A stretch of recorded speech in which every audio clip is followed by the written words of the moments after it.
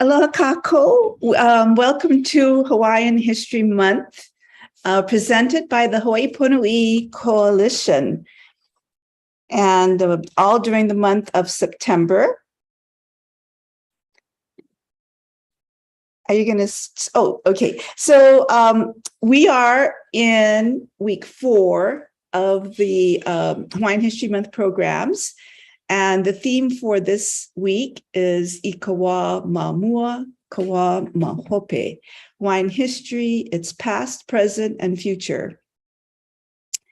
And this evening, our theme is history in crisis, history in focus. What history does Hawaii need, and why does it matter? And we have 3 panelists with us, all who have different experiences teaching and working with and researching Hawaii history. Our first panelist is Representative Amy Peruso, who is a member of the State House of Representatives representing District 46. And I think that's around Mililani and Wahiawa. And she has been a DOE social studies and civics teacher at the secondary level, and was a former secretary treasurer of the Hawaii State Teachers Association as well. And we also have Noelani Goodyear Kaupua, who is a professor in political science at the University of Hawaii Manoa in Indigenous politics. And in the political science department. She has been the chair and has been a vice president. She helped also develop the curriculum for Halau Kumana. And most recently, she has been appointed as a trustee of the Kamehameha schools. And thirdly, we have Shannon Cristobal, who is director of Hawaii History Day and the K-12 Humanities programs for the Hawaii Council for the Humanities. So aloha, Noelani's coming to us from Wahila, and Representative Peruso is still working after meeting with her constituents today at the Hawaii State Legislature. Shannon is also at her job in Kaimuki in the distance we can see there, and I'm at the Molokai Land Trust in Kuala Pu'u. So mahalo everyone for joining us this evening. Thank you. We're going to start with a question that we're all going to discuss together as each of us have our own thoughts and mana'o and experience with. And the question is, what are the key topics and themes and major events and developments in Hawaii history and key moments that are important to understand in teaching Hawaii history and understanding Hawaiian and Hawaii history? And so that's the first question that we're all going to discuss. And I'm going to ask Amy Peruso if she would begin the conversation for us, please. Sure, I'm happy to. And I first want to say that I'm really honored to be part of this panel.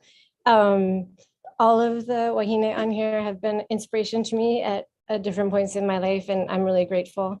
So I think to jump into this question, it's important, like just as a background, I'll be speaking mostly about the public school kind of context, and so that folks in the audience understand Hawaiian history and the history of Hawaii. So those are 2 separate things, I think, are taught at the 4th grade level, the 7th grade level, and the 9th or 11th grade level in the public schools. And my experience was all at the secondary level, so middle and high school. And very early on in my teaching career, I went back to school because I felt like I didn't understand enough of Hawaiian history to do my students justice. And after kind of looking at the existing curricular materials and then contrasting it with the scholarship coming out of the University of Hawaii, I began to see a huge chasm between the knowledge that was being produced and then also that which we were sharing with our students, with our children. And I would say the most troubling gap was around analysis of the overthrow and also the kingdom period and constitutional monarchy in the Hawaiian kingdom. And I And I just feel like, honestly, that the textbooks that were being used, even till very, very, very recently, like this year, were very problematic in the way that they explained those events, especially the events surrounding the overthrow, but then also the silencing, the erasure that happened in the 20th century historical analysis of Hawaii. And I think that really does our students a disservice. And I want to say one more thing, like, I think I could speak at great length about this, but the other thing that's really troubling, or that it's a theme that I think should be addressed, is kind of the history and the politics around land in the 19th and 20th century, and coming forward into the 21st century. And I think that in that area as well, we don't equip our students with a deep and a broad enough background in those issues. So the political issues surrounding the overthrow, and then the political issues surrounding land use and control of land. So I'll just start us off with that. Thank you. Yeah, I think that's good to explore. And I just want to say what a great teacher Amy is. I know her because she's come to Kaho'olawe, and she's brought her students with her to Kaho'olawe, and they have become very engaged and very active. And the students who have been in my classes at the university level have all been really critical thinkers and very much engaged in wanting to do more for our communities. And that's because they had such a great teacher. So mahalo. Mahalo. And so Noelani, could you please share with us your thoughts about what are the key issues and events and knowledge we should know about Hawaii history and Hawaiian history? Mahalo, Nui. It's also really an honor for me to be with you all. And speaking of great teachers, Kumu Deviana was one of my teachers, and whom I learned a lot about Hawaiian history from in ethnic studies when I was an undergrad at UH. And so I'm really thankful to be here with you all. And I actually wanted to just kind of start off with two quotes that really guide my thinking about histories and about our relationship to our pasts. And so the first one comes from Dr. Kekuni Blaisdell, who's such an important Kanaka thinker and mentor for so many. And he says, our ancestors are always with us as long as we think of them, talk to them, engage them in our thinking and planning and beliefs and actions. And so, although you don't hear the word history in that quote, I think it really speaks to the way that as Kanaka, we think about the relationship between Kawamamua, and Keawane, that our histories are not somewhere far, far away, and the people who have preceded us are long gone, but they can actually be, very present with us in so many ways. And then the other quote that I wanted to share is from another great teacher who has helped so many think about our relationships with past and how pasts still live in the present and shape our presence. And that's Dr. Angela Davis. And she says, our histories never unfold in isolation. We cannot truly tell what we consider to be our own stories without knowing other stories. And often we discover that those other stories are actually our own stories. So I wanted to also kind of put that on the table to remind us why it's so important that when there are peoples of different places who have, our pathways have intersected here in Hawaii, it's so important for us to hold and to know and to honor the various histories that bring us to this particular place and time. And that in so doing, we know ourselves better as well. So what I wanted to add to the beginning of this conversation is just a little bit about the history of our school system, our public school system, which I think is something that we don't often think about. I think oftentimes we just think about the present moment, what we think is positive or negative about our public schools.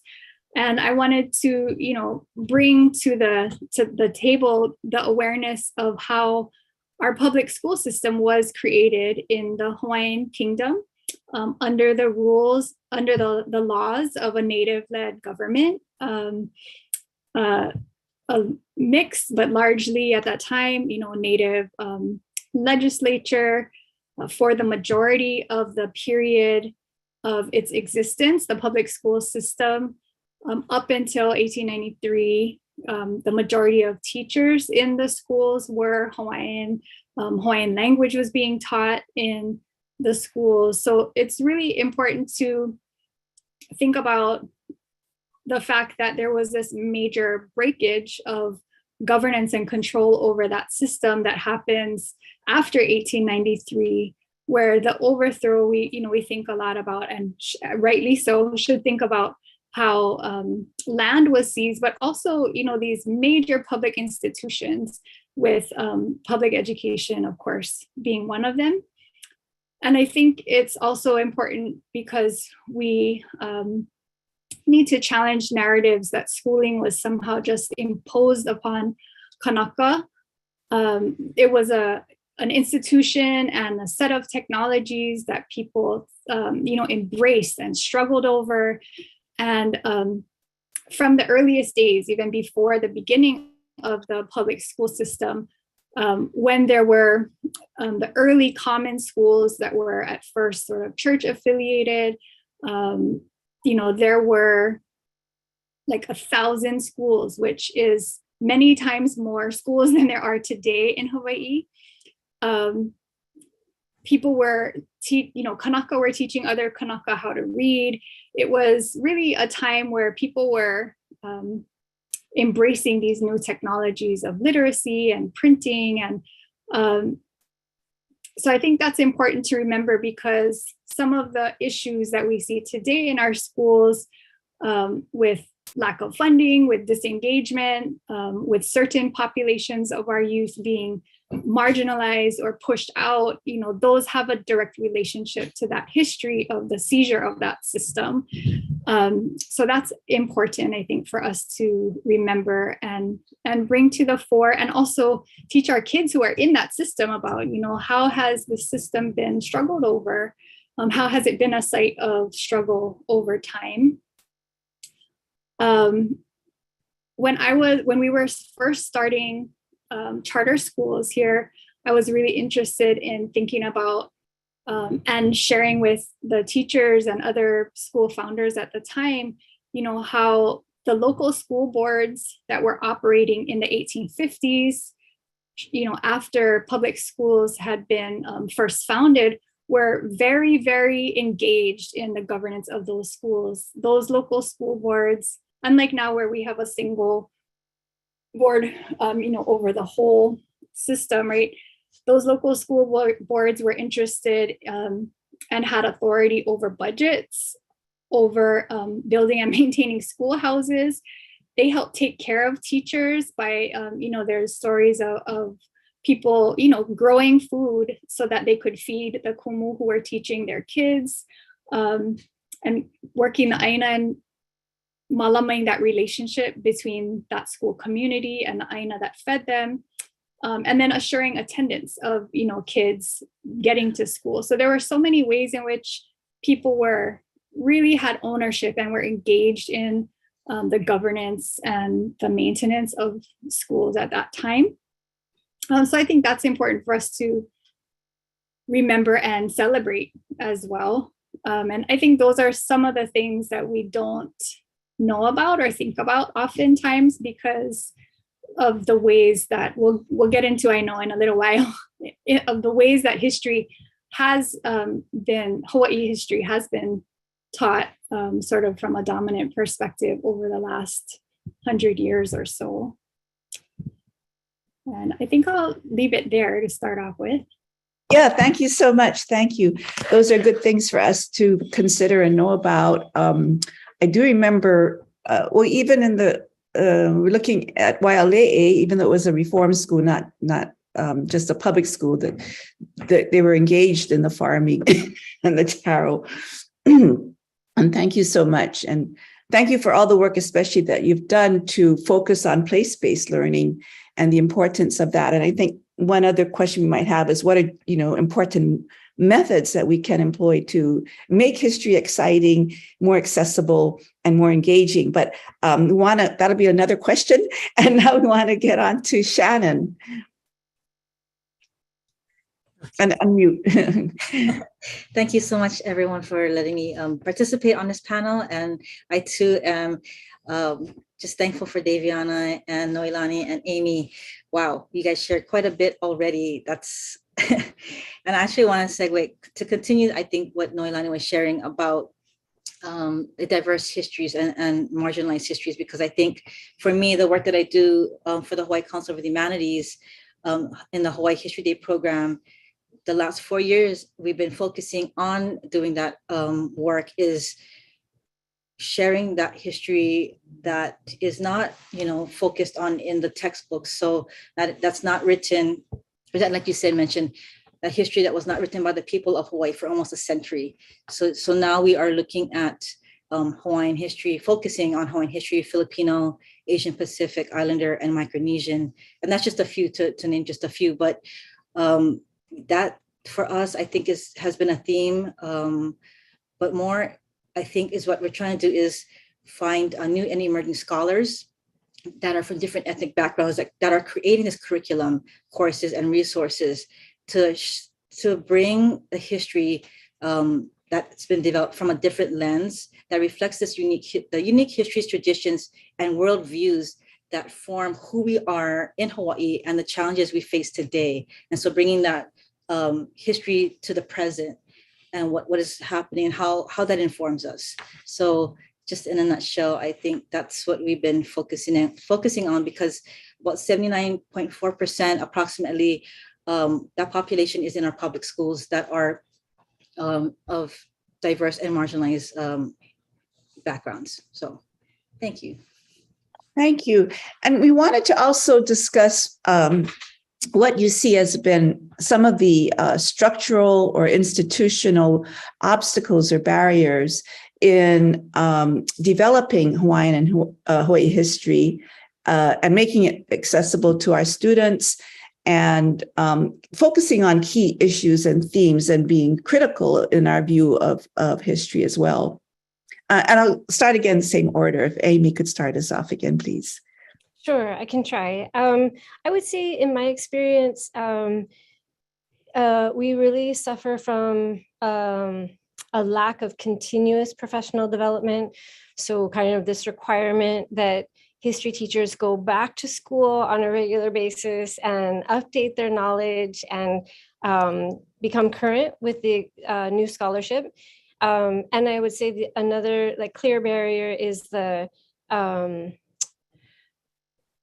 lack of a good textbook written from the perspective of the scholars doing this work, right? So that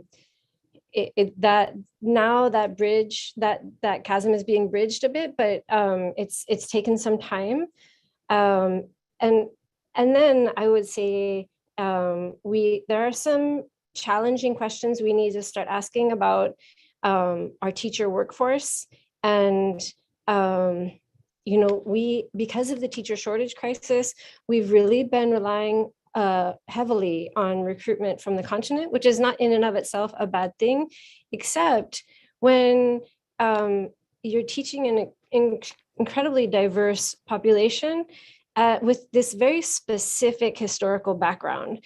And when you erase that history, when you don't address that history in an open and forthright way, when you aren't truthful with young people, then I think it does damage to them, and it does damage to their communities. And if we are putting teachers in classrooms where they're not fully prepared to teach that content, then that's not very supportive of the teachers.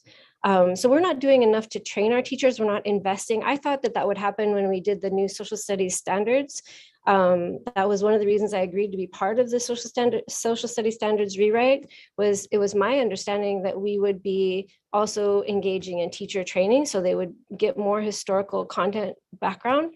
And that hasn't happened because the department and the legislature are not investing in those areas. So there are some other, I would say, really important barriers, but I can hold off on talking about those until other people have a chance to share, but those are top of mind for me.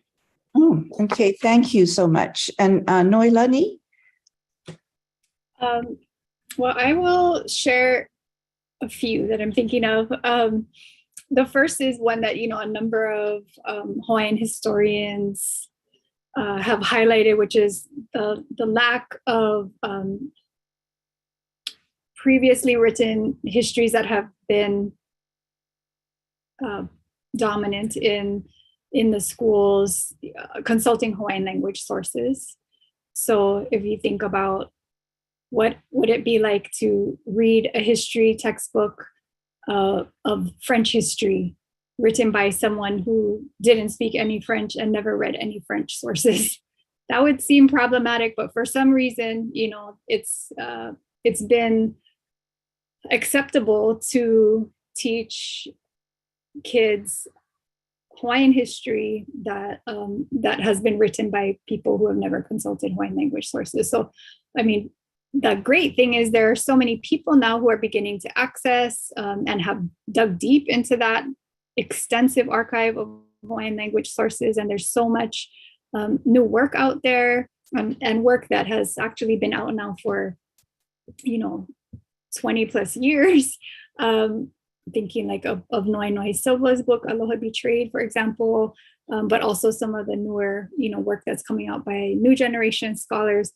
So there's so much out there, and that kind of speaks to Amy's point about ongoing and continuous professional development and making sure that teachers have access to those amazing resources that are out there now.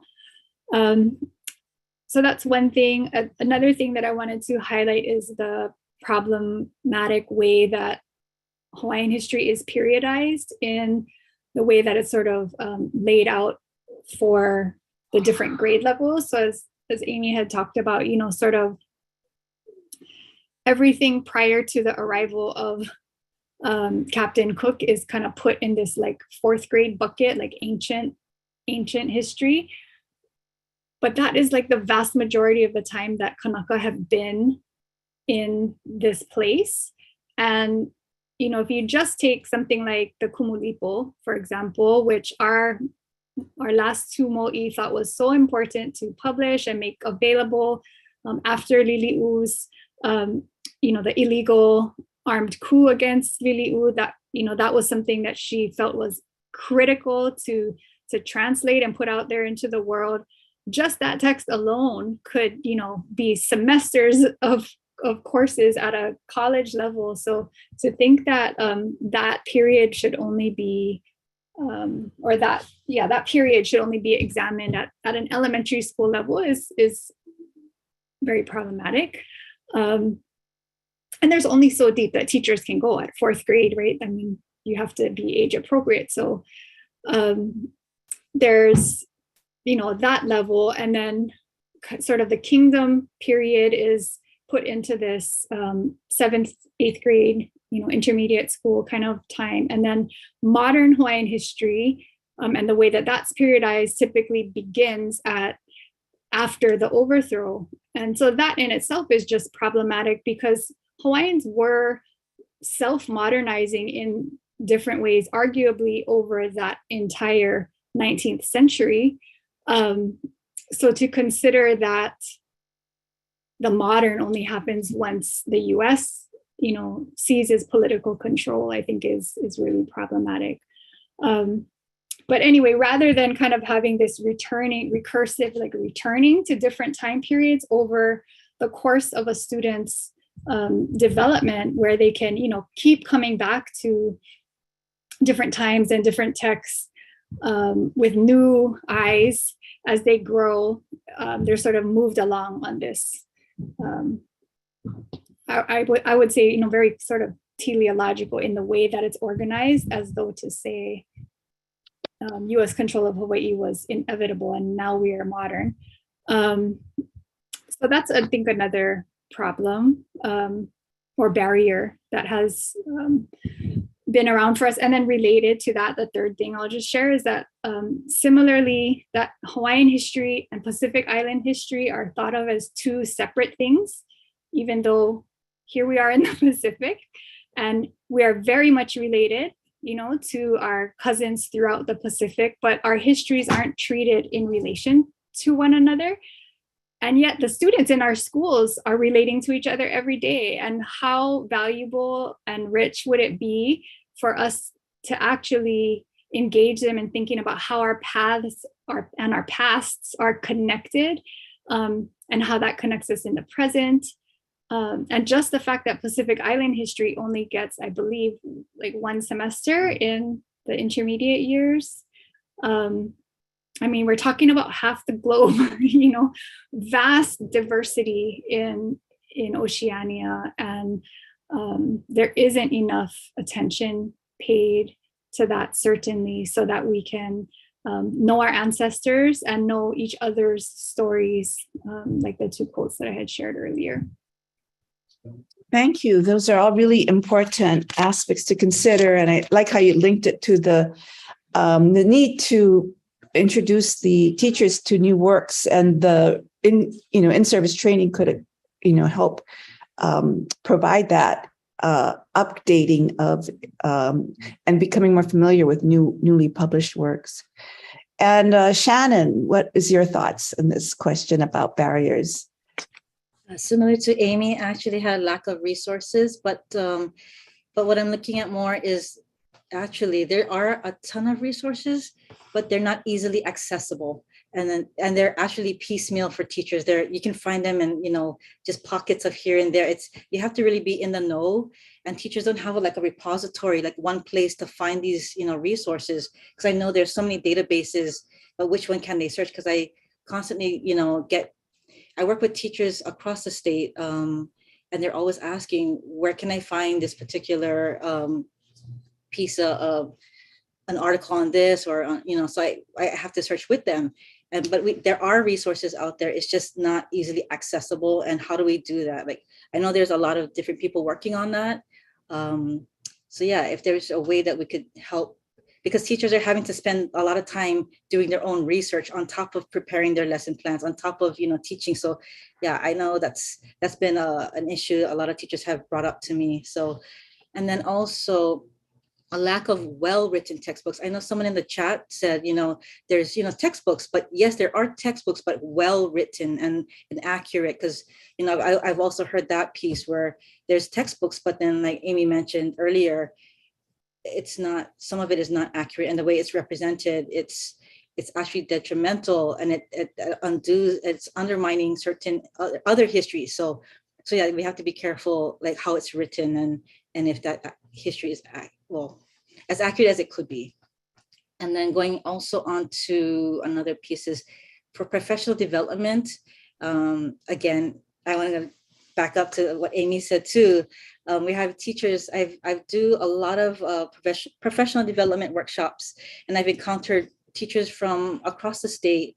And it's fascinating to hear, teachers in their own communities don't know their own history, what's happening in their own backyard. And so, and it's hard because we have this professional development, and I'm not saying that this is not against the teachers, but it's not enough time, I guess. We only have a day, to work with them, and we're going over multiple histories, and like you guys mentioned, it should be like a semester or a course or more, because it's just not enough. And these teachers are coming from different backgrounds, from the mainland, the continent, sorry, or have different levels of background in history. Some teachers are not history teachers. They're coming from IT. They're teaching math, but they're also teaching history and art, and so they're kind of spread thin, and it's difficult for them to be able to give students although they want to, but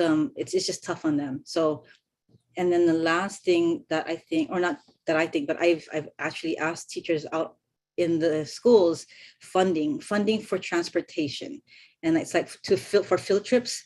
I was just on the Big Island, and one of the teachers on the Big Island was saying, yeah, I would love to bring my students out to Kauai Museum, but we don't have the money to pay for buses to get them over there. It's like $800.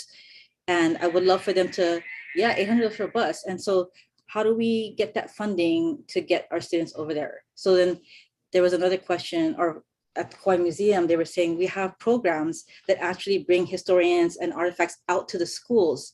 But then doing that is great, but it's not the same experience as being in the museum, being out.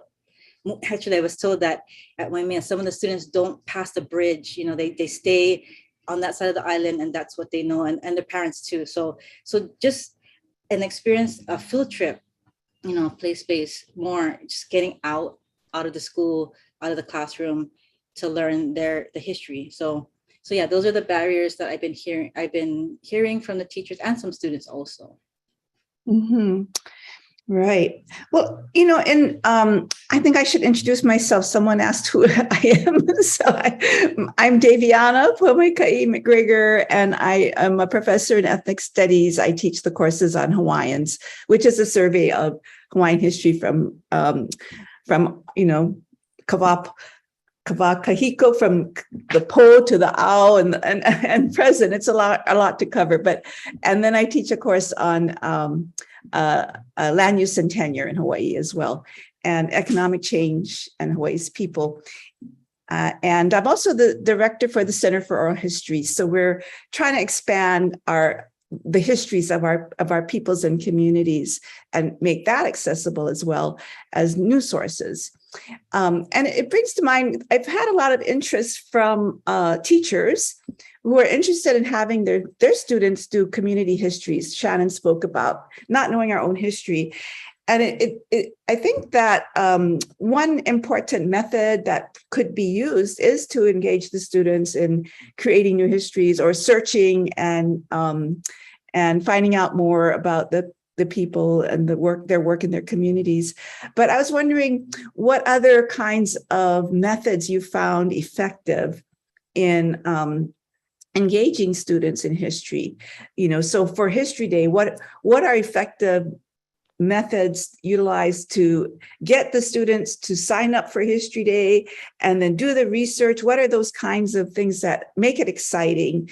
And for teaching in the schools, how do you make it more relevant, I guess, history to come alive and see its relevance to today as well? So I want to throw that out. I don't need to go in any order if someone wants to help answer that question. What have you found to be effective methods in your teaching about history or getting students involved in History Day? I can start, since you mentioned History Day, and that's a great question, Daviana, because that's one of the questions we get all the time, and it's, to be honest, it is, like you said, learning our own history. And we ask the students to go back to like their families and learn more about, talk to their grandparents, talk to their family members about what their history was first, because we find that a lot of the students that do well and that get excited about history is when they start connecting to it, like through their families. Like I have one student that did a project on the 442nd. Her grandfather was in the 442nd, and she went deep into that history, and she interviewed surviving family members and learned so much, and I can tell you so many, and I know Amy could tell you too, because Amy taught History Day. But learning their own history is a start, and it gets them super excited and engaged. And the research process is rigorous, but when they know it's their own, they're invested in it, and they get excited, and they want to do different things that normally you wouldn't do, like go do an interview or go to the archive and go search, for your grandfather's, immigration card, or, there's so many different things. So I think actually getting hands-on with the history, doing the history, not just reading it, but actually learning and talking to people and connecting. So that's one way. So, yeah. Mahalo. Others, Amy or Noelani? I'll go next because I don't want to go after Amy. She's like the master teacher. So I don't want to have to follow Amy.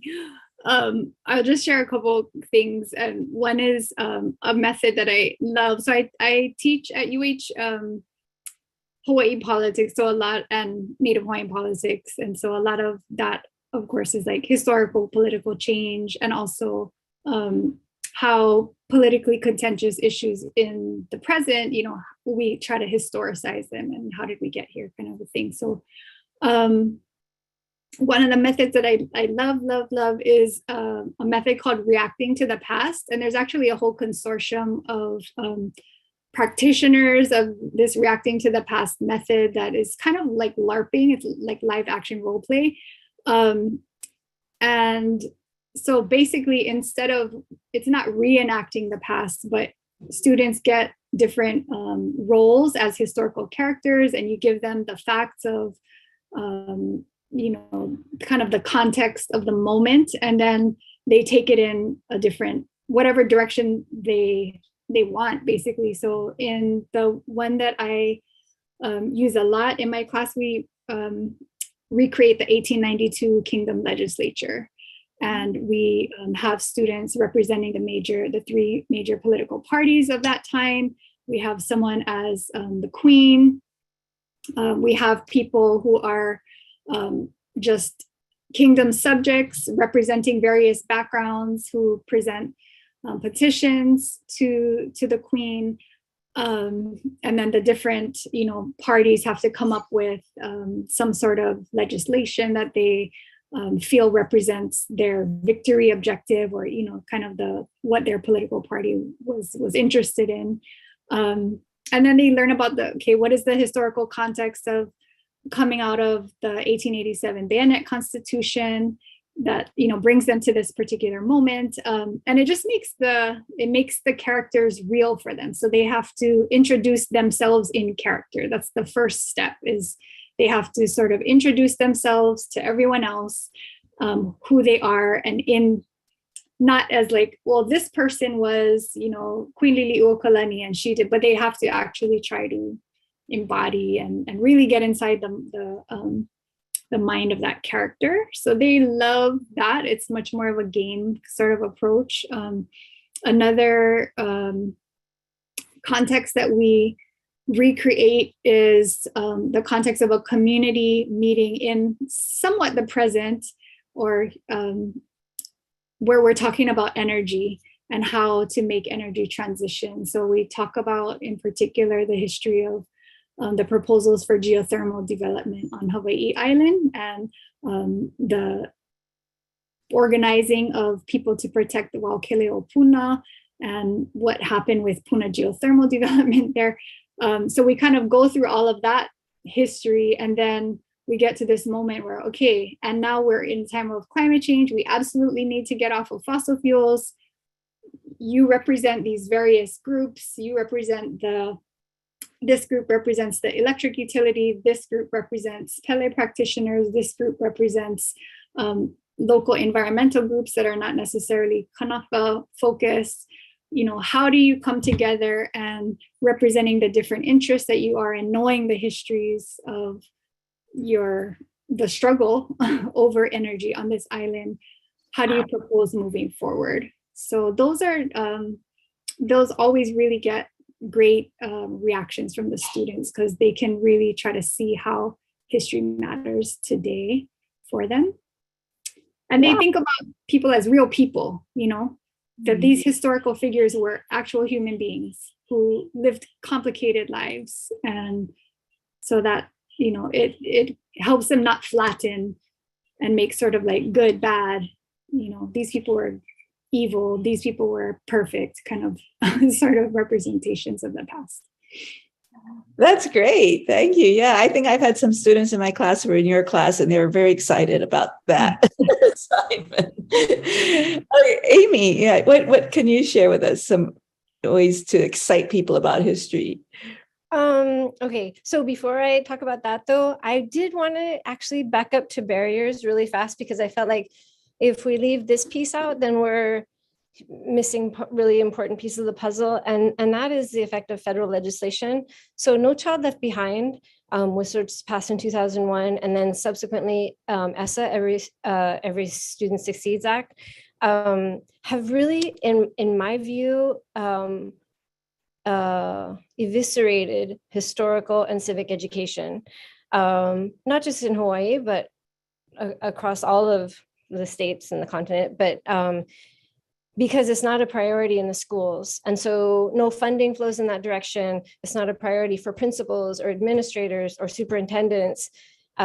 So I just want to make sure that we understand this broader context in the past 20 years, what's been happening in our public schools, because there might be some adults who are thinking, well, yes, I did all of these very interesting things in social studies when I was in high school or in middle school. And I have to say now those would definitely be the exception. So just putting that out there. But I want to say, honestly, I've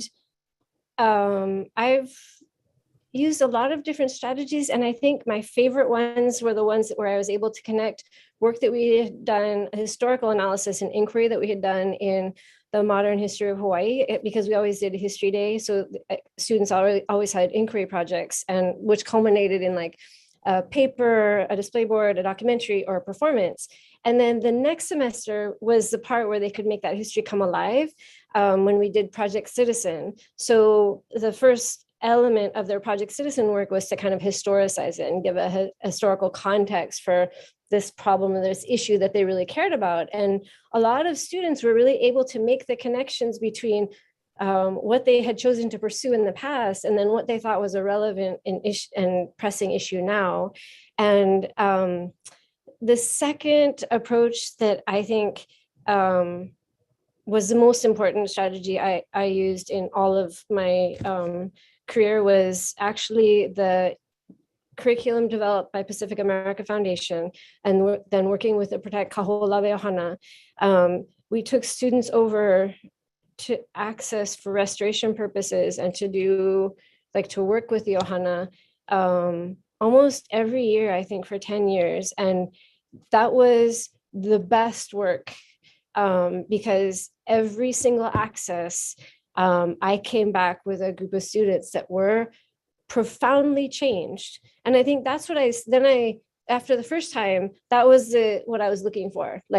Where am I going to see this fundamental transformation? And sometimes that happened for students when they found their voice doing mock trial. Sometimes it was when they went to nationals for History Day.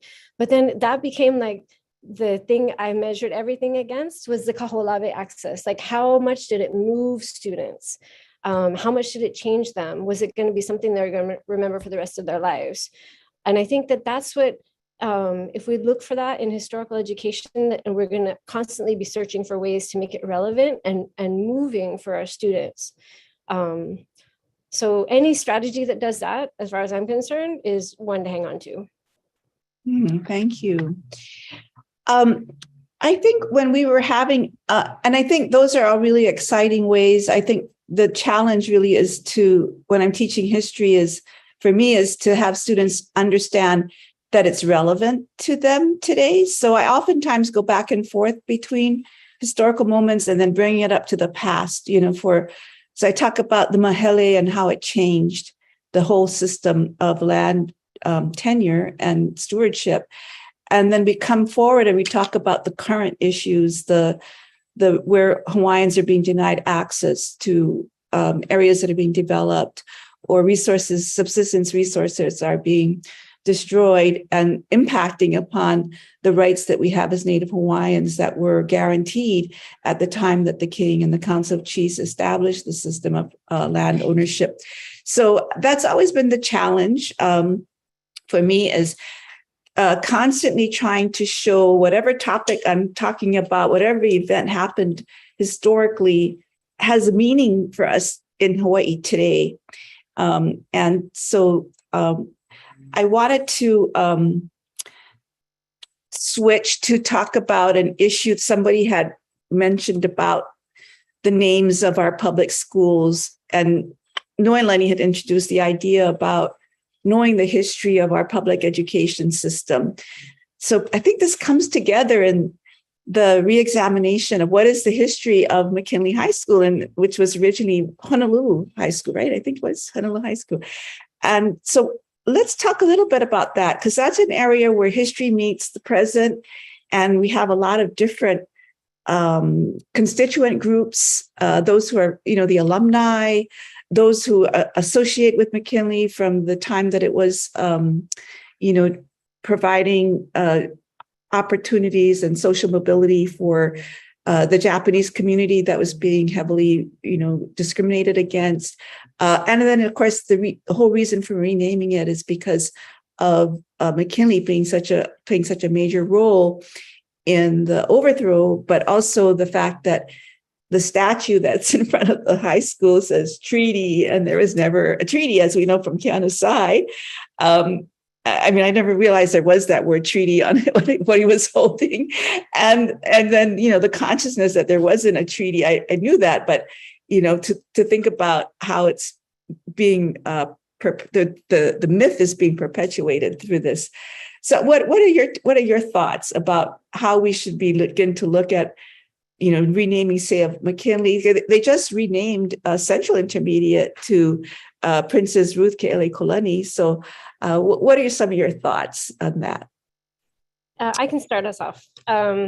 I introduced a resolution, I want to say a couple years ago, and then it was reintroduced by my colleague, Rep. Capella, this past session. And I think that this conversation around renaming is really the work of reconciliation. But it requires open hearts and open minds and the willingness to sit with pain. And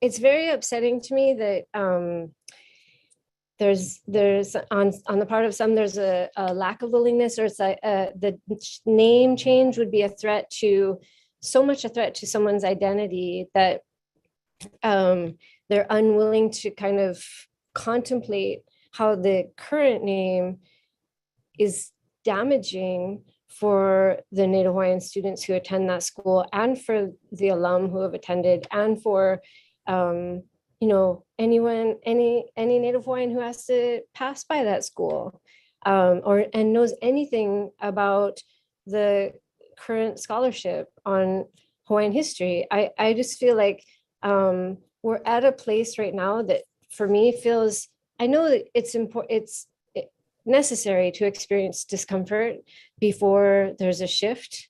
And right now, I think we're in a space of incredible discomfort. Yeah.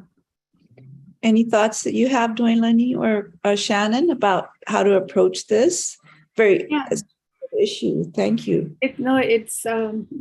I agree with everything that you both have said so far, and just wanted to add into the mix that I think one way to approach it is to get people really excited about other possible names, right? There's so many beautiful names that refer to the places of our island, of our various, very specific, Ili and Ahupua'a. There are so many amazing people who have done great things in our history right here in Hawaii. To have an institution of secondary education, named for someone who, as far as I know, never even came to Hawaii. It overlooks all the other names that could be, in addition to all the problematics of that name. So I just wanted to throw out there, that Lanikai School was one of the first charter school conversion schools, changed their name to Ka'ohao School. And I think one of the ways that came about was, one, through the deep involvement of Halau Mohala Ilima and the folks who were really stewarding the Ike Kupuna of that, and Ike Aina of that place, and then sharing, right, with the people who reside in that area and go to that school, and not sort of just only focusing on what's wrong with the current name, but look at how much richness and possibility for teaching our kids about this very place and the stories that are embedded in this place and the peoples who have inhabited this place are possible by shifting to this, the original real name of this place that actually means something, unlike Lanikai, which is just squished together two Hawaiian words that sounded cool to whoever made it up and put it out there. So I think getting people excited about what are the possibilities of the names that could be lifted up instead, could be one way. Thank you. And Shannon, do you have any thoughts you want to add to this? I'll leave it to Noilani and Amy. Yeah, I'll pass on this. Okay, all right. Yeah. Well, so I want to also go on to another topic that actually Representative Peruso Amy had introduced when we were preparing, and that's well, how do we deal with the role of the military in our history as well, especially in those areas where we have the military schools, but also Amy made a point about the role of the military in the Board of Education, and I thought maybe you could start us off on that topic, please. Sure. So as far as I know, we have the only Board of Education that has a military representative. And I think that if there's any clear indication or evidence of occupation, it is that presence. Because to have a seat marked out for the US military on our Board of Education, it's not just a symbolic presence. When we were having conversations around how we were going to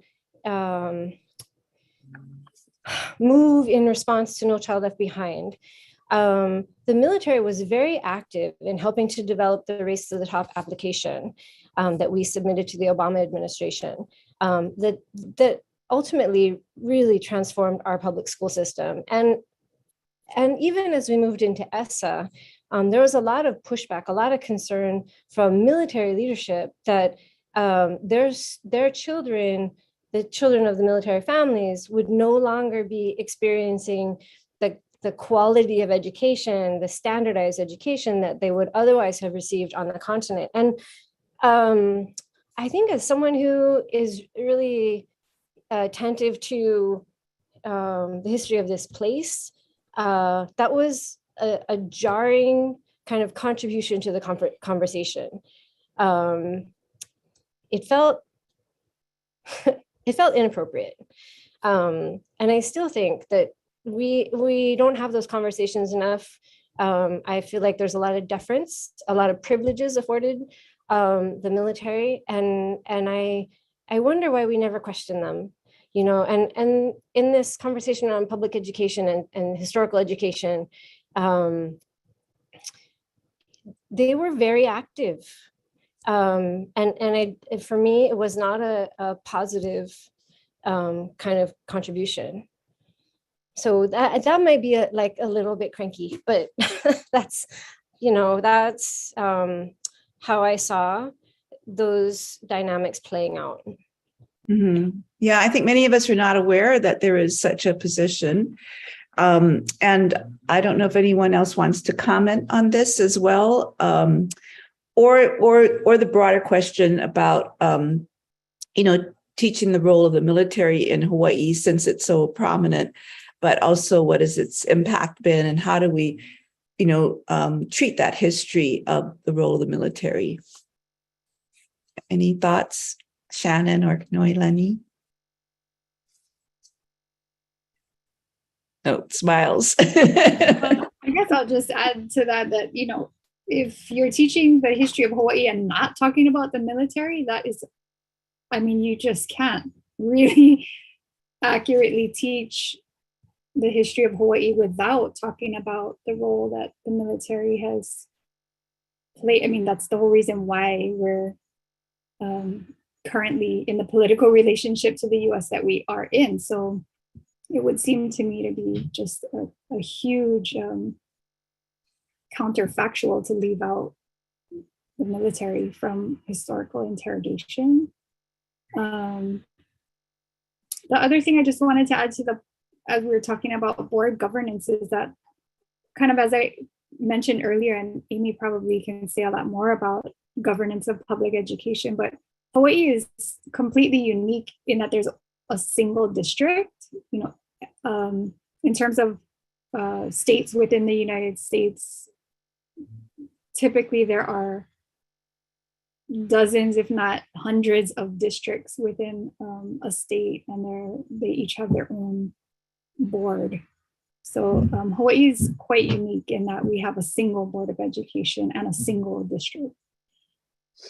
Yeah, I think the labor movement actually has played a major role in continuing that under statehood. So of course there was only one board of education because of the territory, and they wanted to have that centralized control over the educational system, so that whatever policy the colonial government from the US wanted to impose to more effectively assimilate us into America could be more effectively implemented through a centralized school system.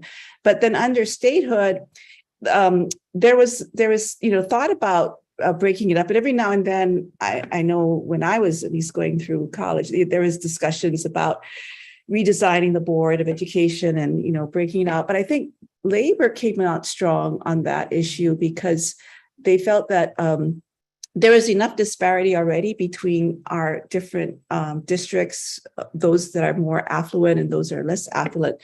But if you also had the school district just on those schools, the disparities would increase because you can, distribute funding you have a central source of funding that you can distribute rather than having certain districts be really very well funded and others underfunded.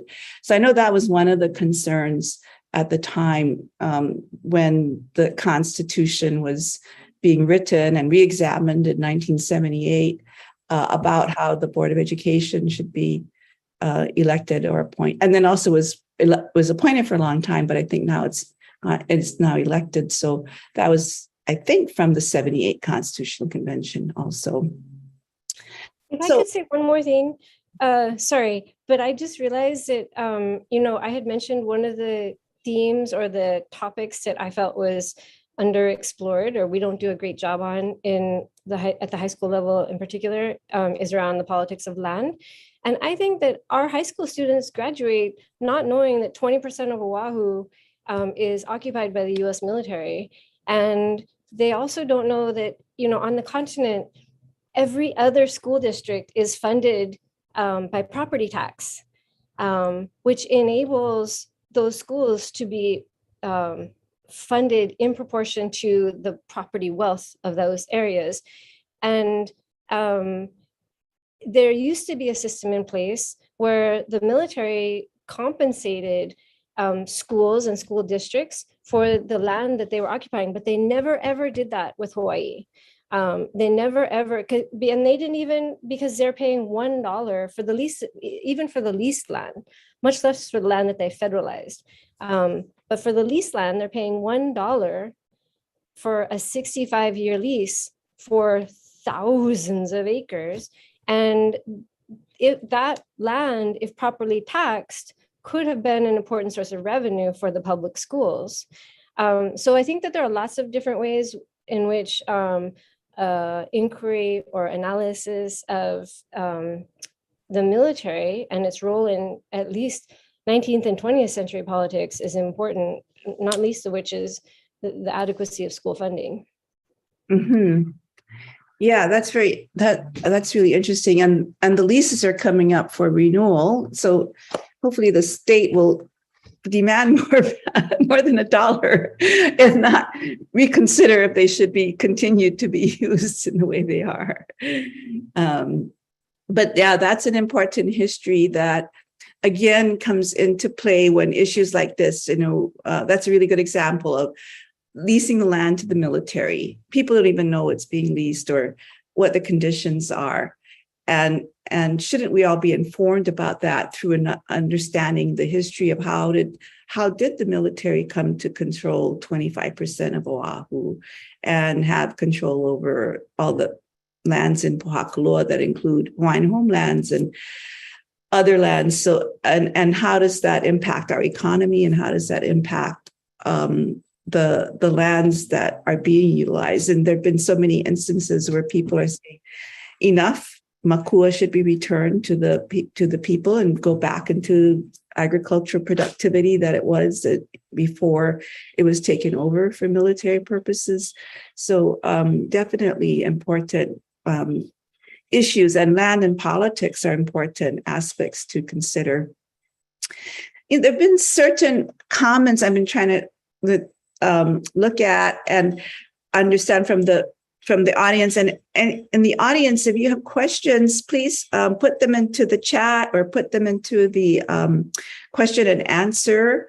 But there's been some questions about sources, and we've talked about how there are new sources being produced about Hawaii's history and Hawaiian history. And there's one question about what kind of resources or curriculum ideas or curriculum models might be there for different professions. Say, in this case was the health profession, but working professionals, if they wanted to learn more about Hawaii's history, or in other cases about, just if you wanted to look at what are some of the highlights of Hawaiian history, what are some sources that we could direct people to? If anyone wants to start off that discussion.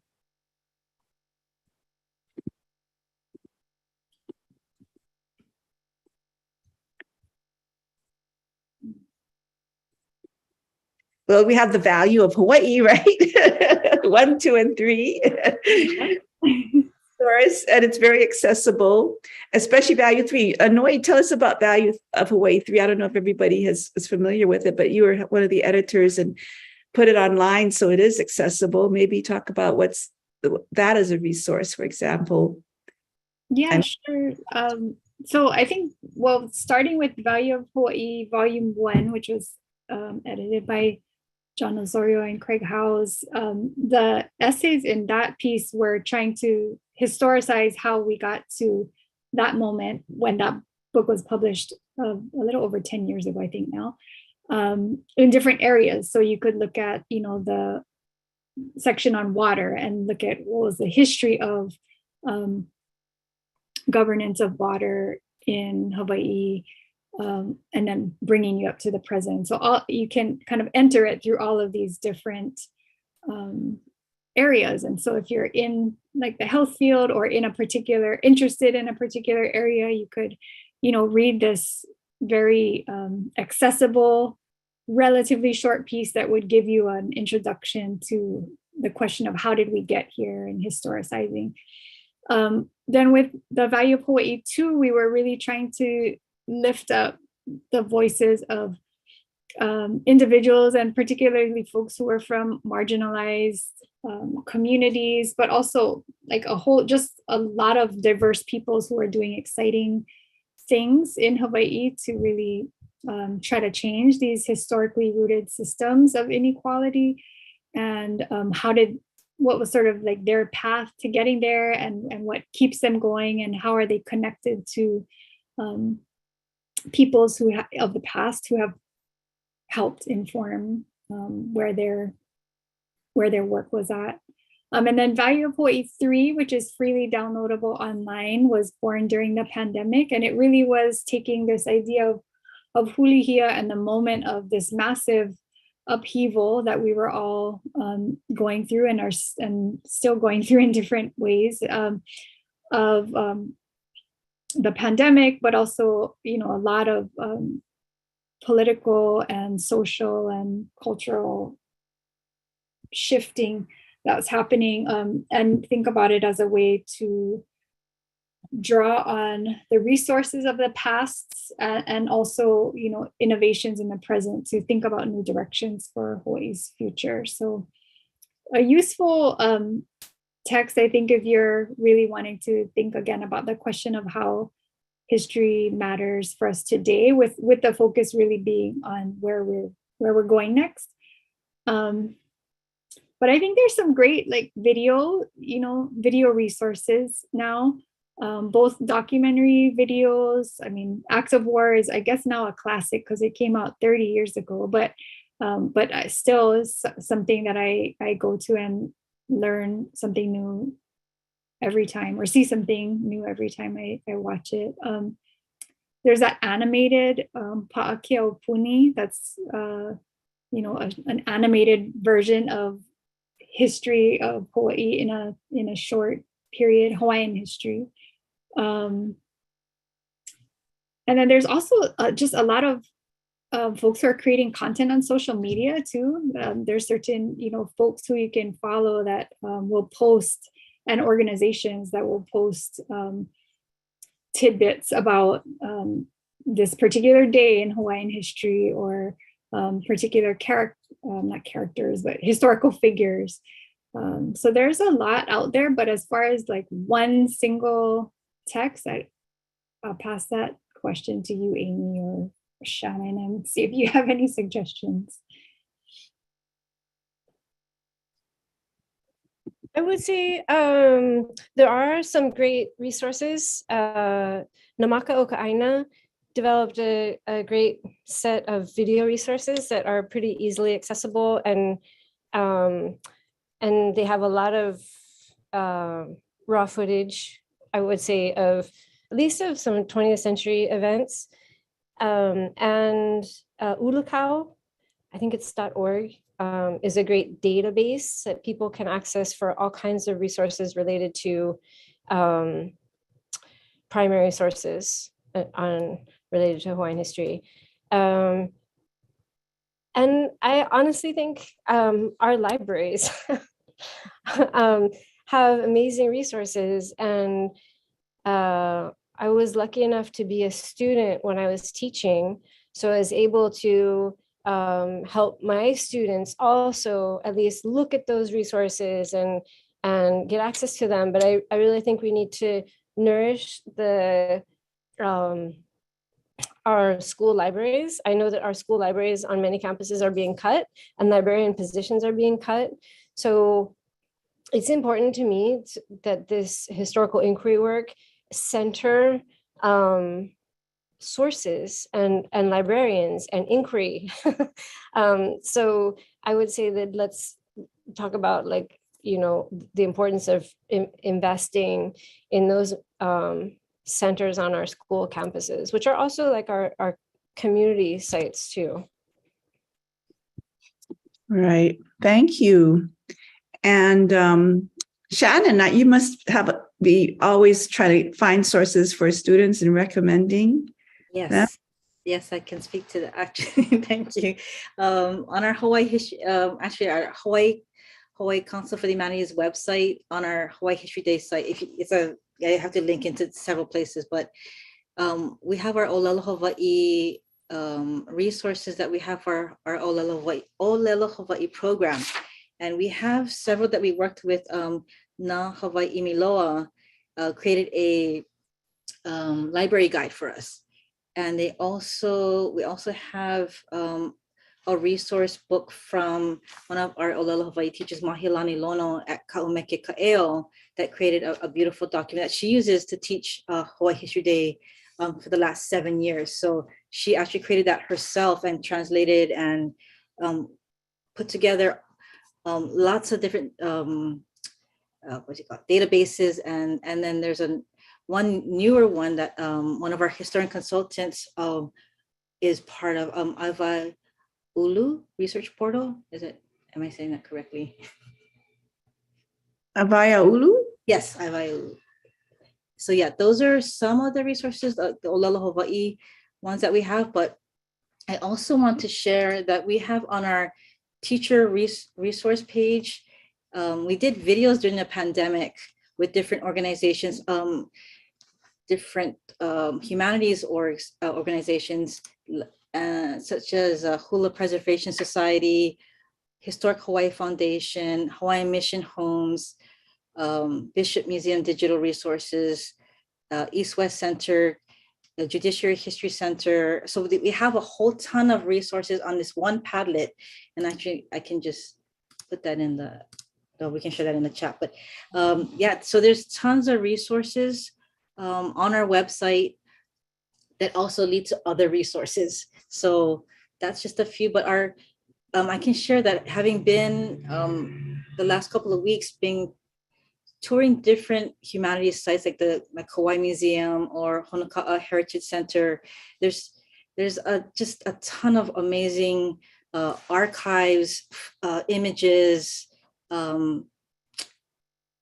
letters. I mean, just it's crazy the amount of primary sources there are out there, but you have to go search, and that's the hard part. When we mentioned about the accessibility, like some of them are not accessible, like and that's kind of troubling because there are some, and problematic because there are some documents that there are plantation, there are legacy that family members that are not willing to, lend them out, but then you can go to the actual site and you would have to actually take notes. You can't even take photos of it. So yeah, it's interesting how we're trying to get more access to those types of primary documents and primary sources.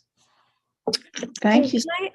Sorry, can I add something that Shannon didn't really talk about because she's not really tooting her own horn, but the Council for Humanities has done this amazing thing with History Day that everybody should know about. And that is they've created this category for History Day projects in Olelo, Hawaii. So those students are conducting research into the primary sources that are written in Hawaiian, and then they write their analysis in Hawaiian. They do all their documentation in Hawaiian, and then they present their projects. So again, it's the research paper, the display board, the documentary, the website, or the performance in Olelo, Hawaii, 2 judges who speak. So that is groundbreaking. We are the only place in all of the places that do History Day that uses Indigenous language, both to conduct, share, and evaluate student research. And I think it's going to have this explosive impact on how our young people think about our history and how they move into the university work, and honestly, whether or not they stay here. I feel like it binds them more to this place, which I like. So thank you so much. It's really beautiful. Appreciate that. Yeah, and I didn't get to mention, like, we have a great team of judges and consultants, Olelo Hawaii consultants that are growing the program. And the cool thing about one of the that's unique about the Olelo Hawaii category and competition is that they have to use at least one primary source that's Olelo Hawaii, that's in Olelo Hawaii. And then also they have to link it back to Hawaii.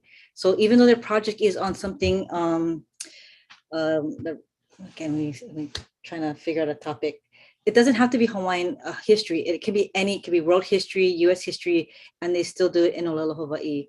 So yeah, it's been amazing because we got to showcase these students' projects at the Smithsonian, not African American, but the Native American Indian Museum, and then also APAC.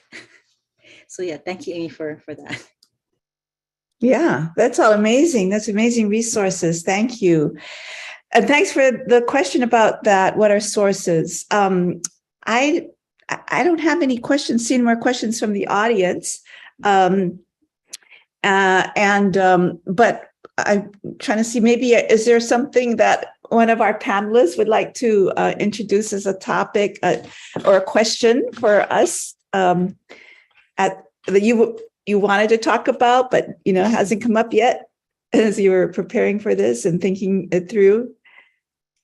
One thing that I didn't mention earlier that I would be remiss if I didn't mention is I think we don't always, we think about history as sort of like the farther past, but the 70s onward, like, I don't think there's adequate materials or curriculum that's currently being utilized in most schools about what has happened in Hawaii in the past 50 years, and particularly people's movements in Hawaii during that time, which has, completely reshaped Hawaii, labor movements from even prior to that, but then the movements of communities who were organizing against evictions and gentrification, against military abuse of lands, against the digging up of ancestral remains for hotels. There are so many things, the protections of our waters, of shorelines. Like, there are just so many ways that peoples have organized to protect this place, to shape the Hawaii that we live in today. And there's certainly not enough of that out there. But two books that I hope it won't be too selfish of me to plug are books that I got to work on editing with a collection of amazing authors, including Kumu Deviana, for A Nation Rising. So A Nation Rising is one of those collections that brings together a whole bunch of different people to write about those people's struggles, particularly Hawaiian communities and Hawaiians in solidarity and working in multi-ethnic kind of organizing. So that's one book. The other that I really want to highlight is Nawahine Koa, which is an oral history project that features 4 women. And so the other point there is that I think a lot of times women and the role that women and diversely gendered folks, gender expansive, trans and Mahu folks have played in our histories is even further marginalized. And so it's really important to bring their stories to the fore and uplift those. And so Nawahine Koa is just one, but I found it to be a really accessible text actually when we were homeschooling, sort of, our kids were still enrolled in Kikula Kaiapunio Anuenui, but we were doing a lot more at home. During the pandemic, I read a chapter of that book with my then 5th grader, and she was, able to get through it and really enjoyed it. And so it's a text that I think can be utilized with various ages. That's pretty accessible because it's really in the voices of these women. So that's something that I just want to plug, and then say that, that's a history that I think, or those moments are ones that oftentimes get overlooked, because those of us who are teaching in the front of the classroom were like, the 90s weren't that long ago. But for the students that we're teaching, it's like, the 90s, that's just the dark ages. Like, what was going on back then? What were you all doing? So we need to keep producing and engaging our students in documenting and creating content about those times that seem like, oh, they were just last year, but they were actually 30 years ago now. Well, thank you for that. I think that brings me to our oral history, if I may. Also, Yes.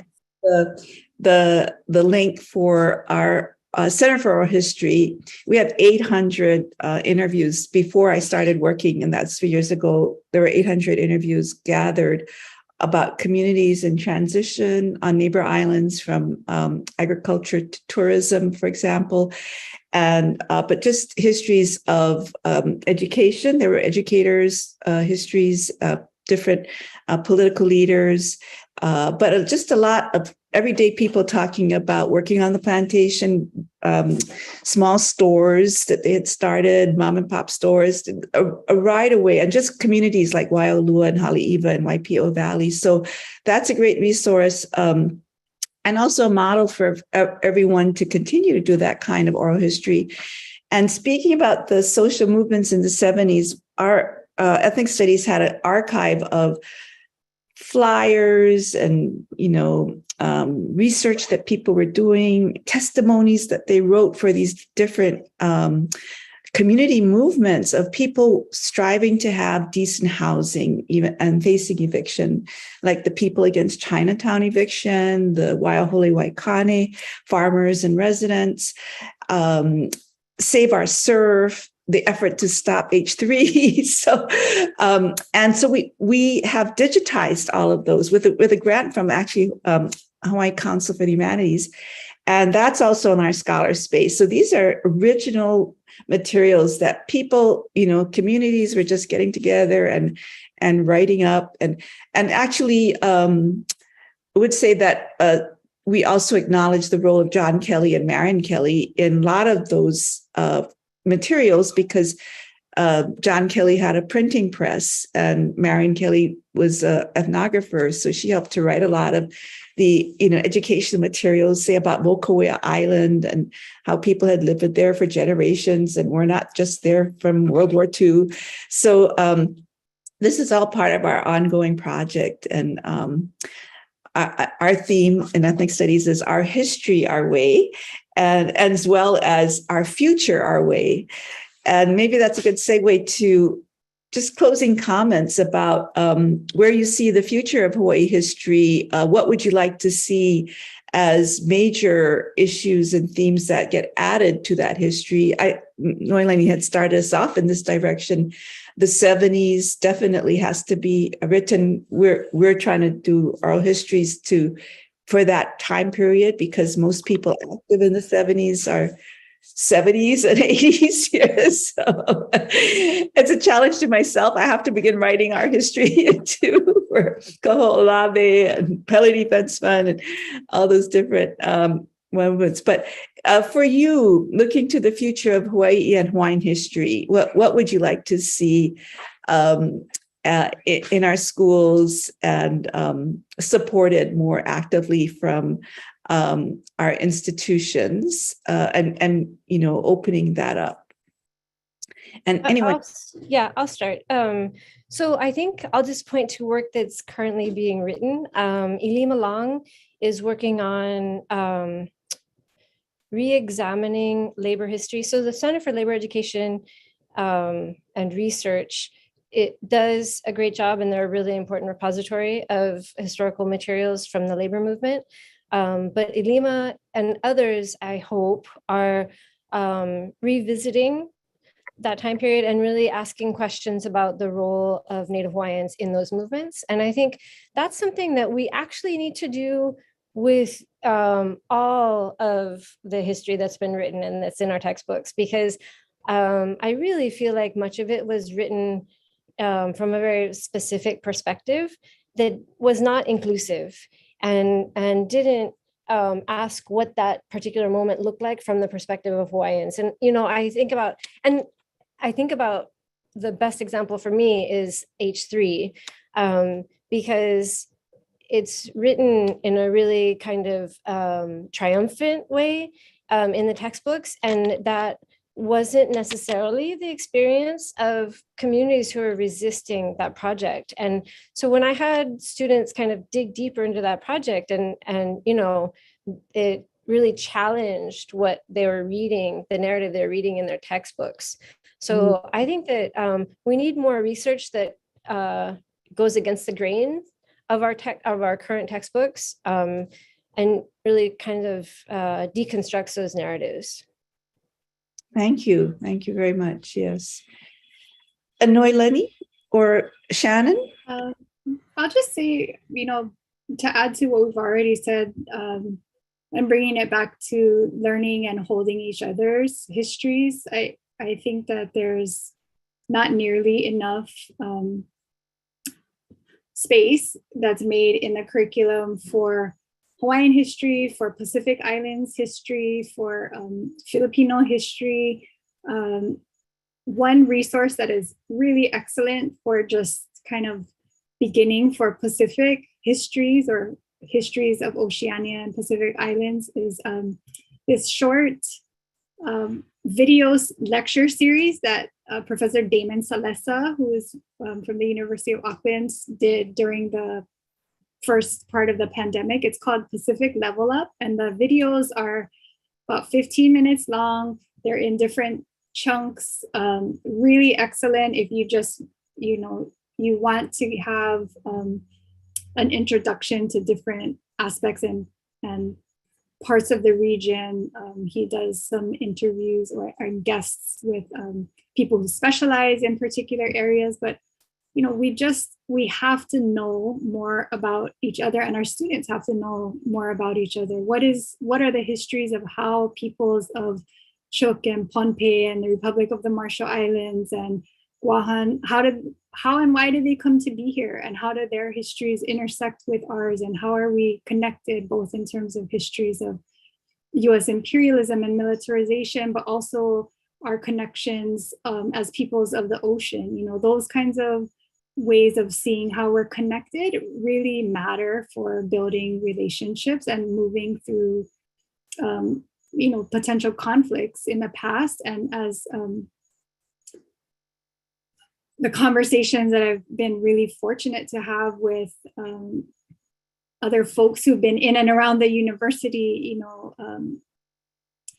have led me to really understand is like we're together, we're stronger together, and we can all benefit from knowing how our stories are similar and how we're reflected in each other's stories. So that's the thing that I really want to hold up and leave with.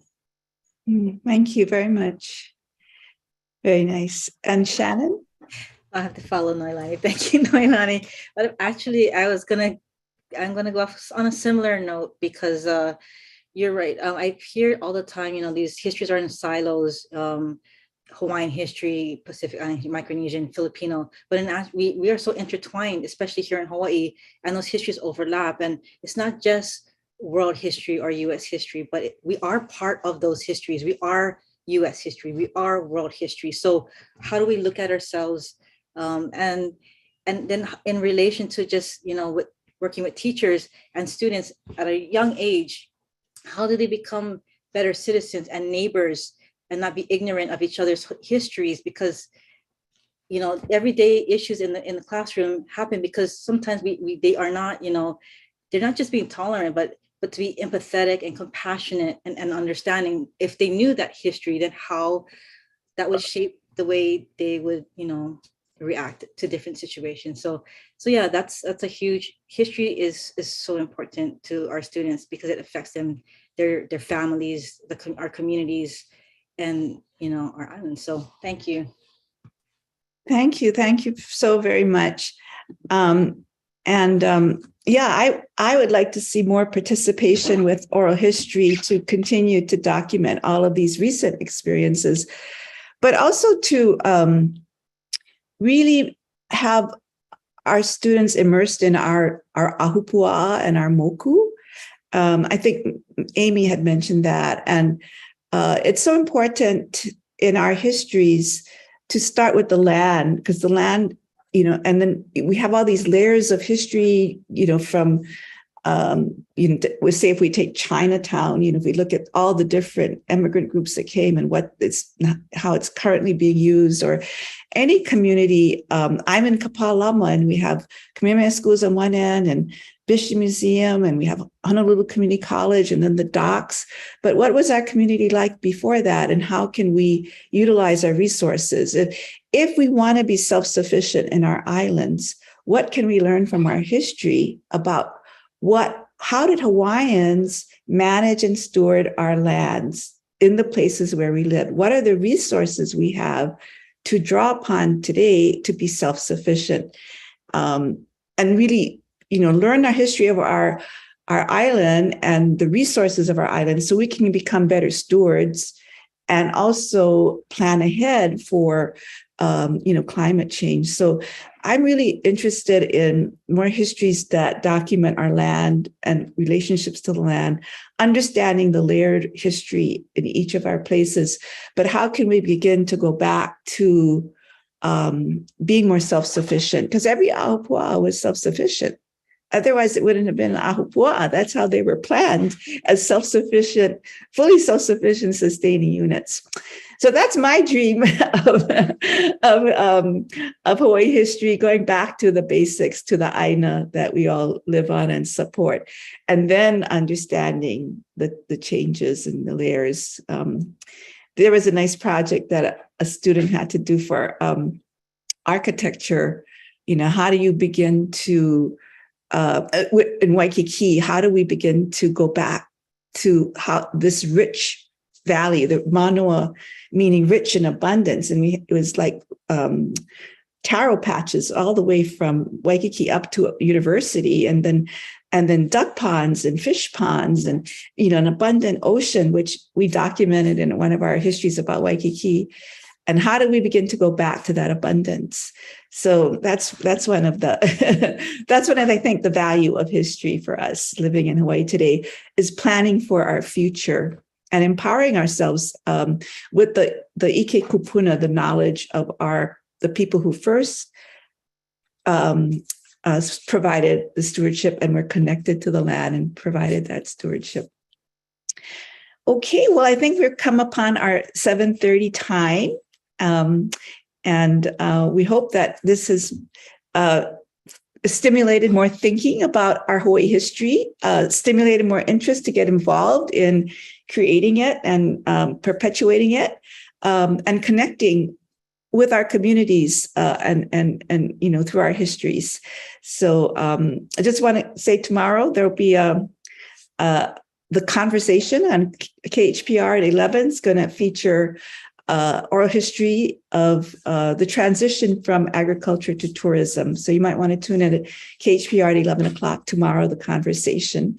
We want to say mahalo nui loa to those who have made this presentation of Hawaiian History Month possible.